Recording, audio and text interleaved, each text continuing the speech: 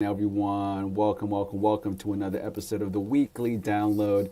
And I am here inside my WeWork in a phone booth. And I know it's not too special, but the show must go on. And I have to make sure that I post every single week. And even though I don't have my really cool background and my nice camera, I'm going to give you some value. Because today we're going to talk about the 3 time management tips for creative professionals. Now, this is something that I wish I had when I was a young professional, because when I was just getting into freelancing, I thought I had all the time in the world to be creative. But what happens is when you have a lot of time, you have a lot of decisions, and you basically get decision paralysis, and you end up doing things that don't really matter towards your ultimate goal. So what I found is that there's different things you should do in order for you to actually have the perfect schedule so that you can actually get work done while keeping inspired and giving you some, time for personal things. So the first thing you need to do is plan your day the night before.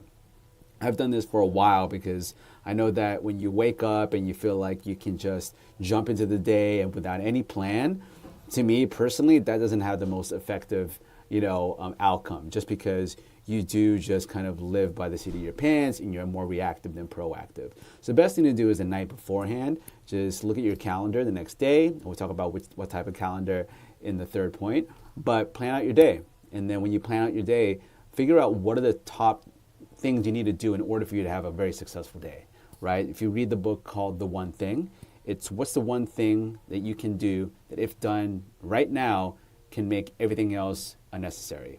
In other words, what is the one thing you can do during the day that would make everything else basically fall towards the way you want to? So let's say the one thing you need to do is to write your script, or one thing you need to do is to finish your album, or one thing you need to do is make sales calls. Whatever it is, whatever your goal is, try to figure out what that one thing is, all right? At the same time, you need to schedule this out, because if you just wake up and say, I'm just gonna work on the one thing, you don't schedule out your day, a lot of things are gonna come into your life, like emails and phone calls and new TV shows that might take up your time and get you distracted. So this is when I schedule out creative work. This is point number 2. So when you schedule out creative work, it's all about making sure that you schedule out the time when you have the most energy. Now, they've done a lot of studies that when you wake up, the first 2 hours after you wake up in the morning is when you're the most productive or most alert or the most focused. So they say that you really should focus all of your important creative work in the morning when you need your brain to be functioning at the peak potential so you can actually handle creative and difficult tasks. Okay, so think about what time you wake up in the morning, and maybe you can spend those first 2 hours as your creative time working on the one thing. All right. At the same time, if you might be a nighttime person. I used to be a nighttime creative. So schedule out your creative work at night. Do you sleep until 12 p.m., work until, take the day off? I don't know what you do during the day. Then all of a sudden at 8 p.m. you get creative. Figure out when you have to schedule out your creative work, and then you can start working backwards when it comes to the rest of your day. The way that I like to do it is that I have my creative work in the morning after I wake up, and then what I do is in the afternoon, that's when I schedule out my business development, sales, administrative work, talking to my assistants, talking to my producer, my assistant editor, my clients, and that's when I do a lot of my reactive work, right? I do all my deep work in the morning because that's when I'm the most focused, right? And the most at my peak potential, and I'm optimized to do the best work. And so the way that I like to schedule out my day is that I wake up and I have my walk with my dog. I also take my vitamins or my fasting vitamins, and I have my journaling time. I also have time to learn Tagalog, my native language. At the same time, I work on my creative work. So I'm working on an album right now. So I do 30 minutes working on my tracks. At the same time, I do 30 minutes working on my film and TV. Stuff like, coming up with log lines, writing my script. I'm adding like 3 or 4 lines to a page, right? Have these micro wins every single morning. And then after that, I'll do the rest of my deep work, whether it's creative marketing for my company, or it is handling something that's very, very important that I need to get done. So the rest of the day would be a breeze. Or, to tell you the truth, I also spend that time in the morning doing things that I told myself I need to do that are outside of creative and business, stuff for my personal work, for my personal stuff, for my relationships and my family, stuff for my friends. So this is just me personally. When you read the one thing, it's not just one thing for everything. It's actually one thing for different parts of your life. Your relationships, your health and wellness, your business, your creative, as well as your spiritual, right? Maybe you meditate in the morning. I used to meditate. But what I do is that after I finish my 2-hour block of deep work, I then go to the gym. I go to the gym, I do a 30-minute workout, and I do 20-minute sauna, I do a 3-minute cold plunge. Then from there, I go to jiu-jitsu. And then when I go to jiu-jitsu, it's a 1-hour class, and when I get back, that's when I eat. So I intermittent fast. So in the morning, I don't eat. All I have is really water and vitamins and yerba mate. And so at 12 o'clock, that's when I come home, walk my dog, and this is when I do my reactive work or shallow work from 1 to 6. Actually, it's 1 to 7. When I do all my shallow work, this is when I start getting emails done. This is when I start, talking to clients. I have meetings. And this way, I know that in the morning where I have all my energy, I focus on the best work, all the work that really mattered, all the creative work. In the afternoon, I can handle all my administrative work. And when I have time, I can work on my other creative stuff as well. And then when I get home, the way I bookend my evening is that I shut down my computer, make sure that I don't look at my phone. I don't eat 3 hours before. I don't look at my phone 2 hours before I go to bed. And then 1 hour before my bed, 3 hours before, don't eat before I go to bed. 2 hours before, I don't work before I go to bed. 1 hour before, I don't look at any blue screen light. So your TV, your laptop, or your phone, because it's going to really interrupt your sleep.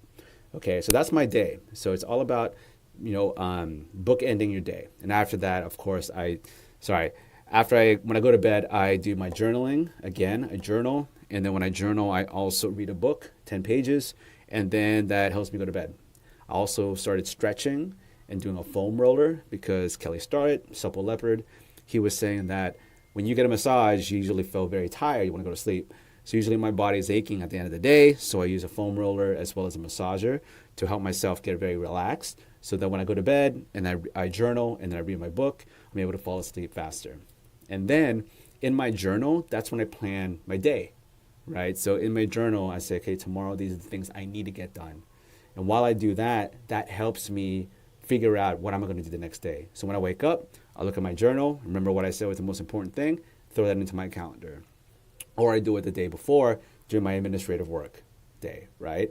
So if at the end of the day, you have a bunch of things, it's 6 p.m., you have a bunch of things you need to get done, throw it on your calendar the next day or highlight it on your to-do list. That's the third tip, all right? So to keep track of everything, it's all about using a digital calendar like Google Calendar or iCal or a Microsoft Office calendar, or you can use a digital planner, a daily planner. It's like the old school book or a journal that you can have where you can write down all your to-dos, your most important tasks, and what you're going to do for the day. It's really good to have something that you can have on you all the time so that you can keep track of what you need to do next. At the same time, you can use your alarm. I hate alarms, but I use it as my digital assistant to keep me on track on things I need to do and also my meetings. So during the morning, what I do is that as I'm journaling, I journal what I'm going to be doing for the day, and I do it in a way where I'm talking about my day like it had already happened and it was very successful. And what I do is that I set alarms in the morning for every single meeting that I need to get done and all the important things I need to get done. So I know that when my phone goes off, there are some important things I need to do and I don't miss anything. Okay, I used to miss a lot of things because all I did was depend on looking at my calendar. It's really good to have some sort of alarm or notification. All right, so with a lot of this, you really have to think about what is going to help you keep track. Is it a project management system like Asana or Monday.com or OpenTable? Or do you like the calendar? Or do you like a to-do list? Or do you like a physical planner? Whatever it is, you need something to keep track of all of your goals as well as all of your important tasks and all the things you need to do for your clients or for your business. Or else, again, you're just being very reactive and you're trying to remember the things you're supposed to do. Sometimes I can't believe there are some creative people out there who don't write down their tasks or what they need to do, or at least schedule out a time in their day to handle the important tasks to improve their business, talk to handle client projects, or even do administrative work, or even work on their own creative projects. it's all about keeping things in a place where you can have access to your tasks and to your goals, as well as your, your vision for the future. So you can be reminded every single day what you're working towards. Like my to-do list is on a Google Doc. I have my 5-year goal, my 30-year goal, as well as my daily goals so that I know what I need to do in order for me to hit those targets. And I really do use Google Docs as a way to be anywhere. I can access my Google Docs on my phone, on my computer, anywhere in the world that has internet. It used to be Evernote, but Google Docs does a really good job with, live editing. So again, those are the 3 things that I feel are very important when it comes to creative professionals and, managing your time. It's really about planning your day the night or the day before, and using your calendar as a way to schedule out your tasks. I just read a really good book about the whole idea how successful people use calendars over a to-do list in order for them to get the most important work done. And it's not about the task per se, but it's more about their values and their priorities. So if your priority is to really, improve your business and improve sales, you're going to schedule out 2 hours or 3 hours every morning and a day for business development and figuring out ways to improve sales and nothing else. And then from there, the tasks that are the most important will fall into that category. So it all really just depends on what works best for you. But planning your day the night before or the day before is very crucial. So when you wake up, you're confident that you know what to do that day to reach your goals. All right. Next thing is to schedule out blocks for your creative work, your business development work, your administrative work, your personal work, your family time, your friends' time. Like my calendar kind of dictates my day. And it's a really great way for you to look at your day as a kind of like your canvas, right? How are you going to paint your perfect day, right? Rather than just having this open schedule where you feel like, oh, I can just watch TV or, DJ or work on my art and just run around and run some errands. No, think about what would be your masterpiece day. Okay, if your masterpiece day is just to sit on the couch and watch TV, great, then just schedule out that time. But if your masterpiece day is like, I want to work out, I want to go to yoga, I want to do martial arts, I want to do 2 hours of DJing, 2 hours of music production, 2 hours of video editing and creating content, that's a beautiful day. Then you have meditation in the morning, journaling at night, reading a book before you go to bed, go to sleep, repeat the process the day after. All right, so I really do feel that when you schedule out your day in a calendar, especially your creative work, it's very important to schedule out your creative work, your most important work, during the times you have the most energy, whether it's in 2 hours when you wake up or at nighttime when you feel the most creative. All right. And the third and last thing is find some sort of digital or physical way of tracking your progress and your tasks, whether it's a Google Calendar, iCal, Microsoft Office Calendar, or if it's using a daily planner or a physical journal they can use, or it can be Asana, Notion, OpenTable, Monday.com, whatever it is to help you track all your projects. As for me, I work with clients where I use Asana for project management. I'll have a whole other video about project management, but when it comes for your time, figure out what keeps you on schedule and also keeps you on the right path towards your eventual goals, and use some sort of document or platform to track your progress. All right. Hopefully that was helpful. Again, this is a weekly download. Every single week, I'm trying to give you some insights and tips and advice on how to really to enhance your video career as well as your video business through my own experiences. And hopefully this is very helpful. If you have any questions or want me to talk about anything else, please leave a comment below or email me at mitchell@videcontentschool.com. And if you like this video, please like, comment, and share this with anyone you think will find this helpful. And appreciate you for watching. And I know this isn't the greatest camera or setting in the world, but look, I got to get things done. And this was on my schedule, okay? It was on my calendar to get this done today. So thank you so much for watching, and I'll see you in the next video.